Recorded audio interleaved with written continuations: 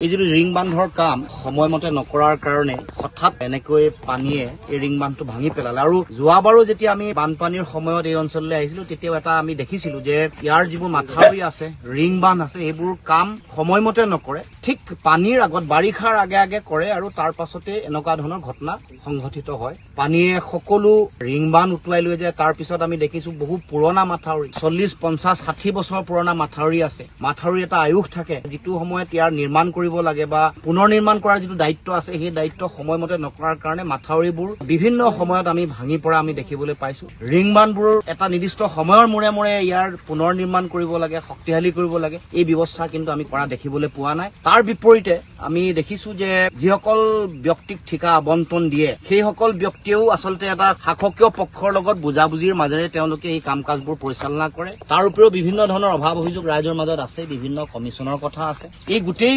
কথাবোৰৰ কাৰণে এই অঞ্চলৰ মানুহলৈ এটা প্ৰত্যাহ্বান নমাই আনিছে বানপানীয়ে বাৰিষাৰ সময়ত গতিকে এতিয়া বানপানীৰ সময় এতিয়া ইমান প্লাবিত হৈছে আমি চৰকাৰক আহ্বান জনাইছো যে যিসকল মানুহ এই বানপানীত ভয়াবহভাৱে আক্ৰান্ত হৈছে উদ্ধাৰ অভিযান যুদ্ধকালীনভাৱে কৰিব লাগে NDRF বা SDRFৰ ইতিমধ্যে দল আমি দেখিছো কিন্তু উদ্ধাৰ অভিযান তাৎক্ষণিকভাৱে চলাব লাগে আৰু প্ৰয়োজনীয় যিটো খাদ্য সামগ্ৰী যোগান ধৰিব লাগে বিশেষভাৱে শিশুসকলৰ কাৰণে তাৰ উপৰিও যিসকল গৰ্ভৱতী মহিলা আছে তেওঁলোকৰ কাৰণে বিশেষ ব্যৱস্থা চিকিৎসা সেৱা শক্তিশালী কৰিব লাগে আৰু পশু খাদ্যও সঠিকভাৱে যোগান ধৰিবৰ কাৰণে চৰকাৰক আমি আহ্বান জনাইছো খোৱাং সমষ্টিৰ ৰাইজৰ এই দুৰ্দশাৰ সময়ত প্ৰশাসন আৰু চৰকাৰী যন্ত্ৰৰ ফালৰ পৰা উদ্ধাৰ অভিযান আৰু খাদ্য সামগ্ৰীৰ যিটো যোগান এটো অতি শক্তিশালী আৰু যুদ্ধকালীন ৰূপত আগবঢ়াবৰ কাৰণে অসম জাতীয় পৰিষদৰ তৰফৰ পৰা আমি আহ্বান জনাইছো